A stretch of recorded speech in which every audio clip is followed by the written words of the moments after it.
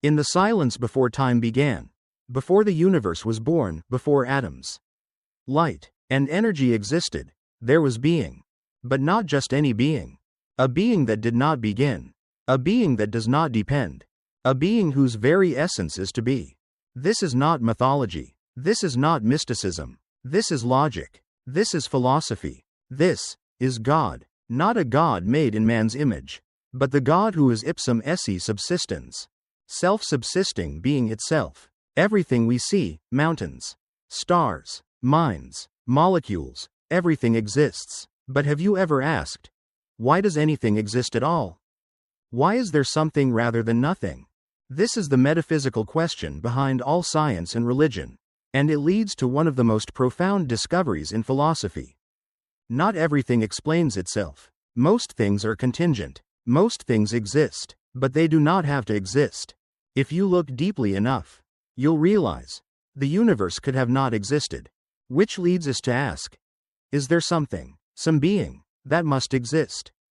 A being that doesn't receive existence, but is existence? That being is what classical theology calls God, and specifically, Ipsum Esse Subsistens. Let's break that phrase down. Ipsum equals itself. Esse equals to be, or being.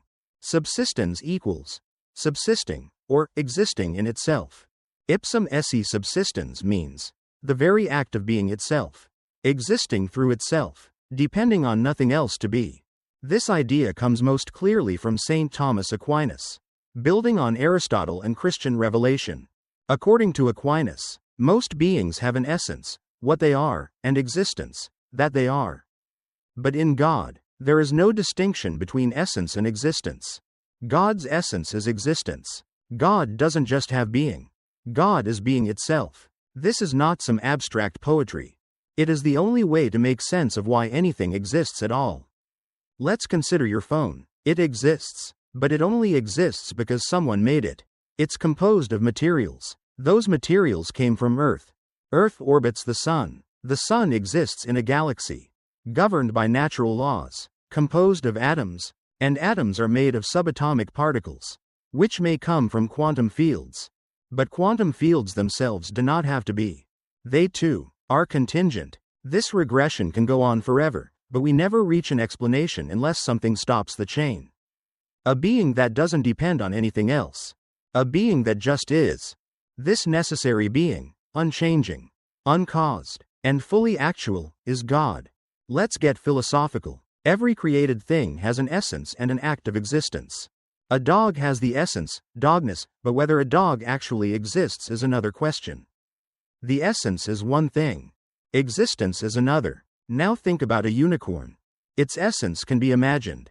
But it doesn't exist, because essence alone is not enough. This is the central insight of Thomas Aquinas. Only in God is essence identical with existence.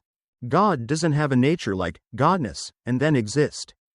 No, God's nature is to exist. Pure act. No potentiality. No possibility of not existing. This is what it means to be Ipsum Esse Subsistens. In Exodus chapter 3 verse 14, God speaks to Moses from the burning bush and says, I am whoiam, or in Hebrew, Ihya Asher Ihya. In Latin, ego sum qui sum. This isn't just a mysterious name. It's a metaphysical claim. God is saying, I am being itself. I do not become. I do not grow. I do not change. I am. No other being in all of reality can say that truthfully. Angels, stars, black holes, they all have being. Only God is being. Simplicity.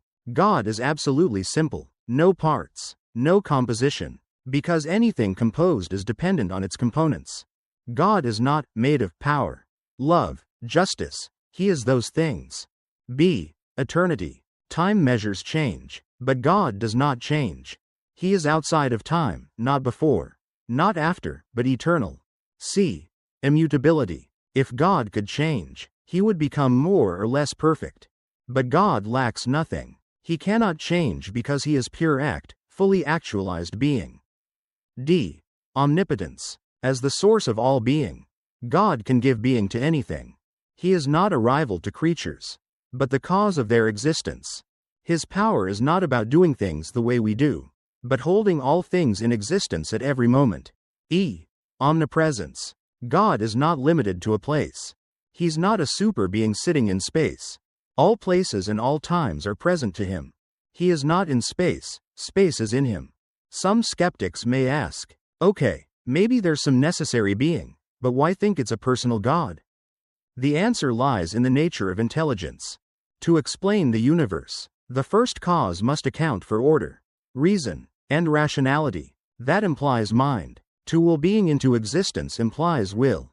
Moreover, love only exists in persons. And if God is the fullness of being, he must also be the fullness of love. So this being isn't just a cosmic force. This being is alive, personal, and relational. That's why Christianity goes further. Not only is God Ipsum Esse Subsistens, God is also Father, Son, and Spirit, eternal communion of love. Many modern people reject a God that is just a big invisible man in the sky. Good. That's not God. God is not a being among others. He is not like Superman or Zeus.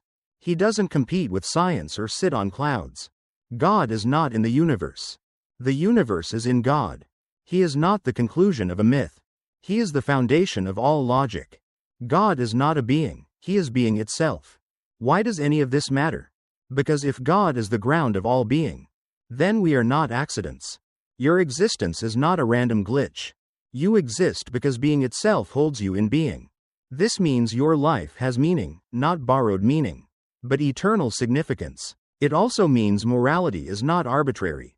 Goodness flows from the nature of the one who is goodness. It also means that you are not your own. You depend, every second, on God. Even if you deny him, he sustains you. Even if you run, he is present. If this God truly is being itself, what does he want from us? He wants us to be what we are meant to be united with him, the source of our existence. This is the message of the gospel. The one who is being entered into our being. The Logos became flesh. God, who is beyond all things, became one of us. In Jesus Christ, Ipsum Esse Subsistens took on human nature, so that we might share in divine nature. In the end, the question isn't just, does God exist? The question is, can you live without the one whose very being sustains you? God is not a hypothesis. He is the condition for the possibility of anything existing at all. He is not far. He is not hidden. He is closer to you than your own breath. God is Ipsum Esse Subsistens, being itself. And he is calling you into being. Right now.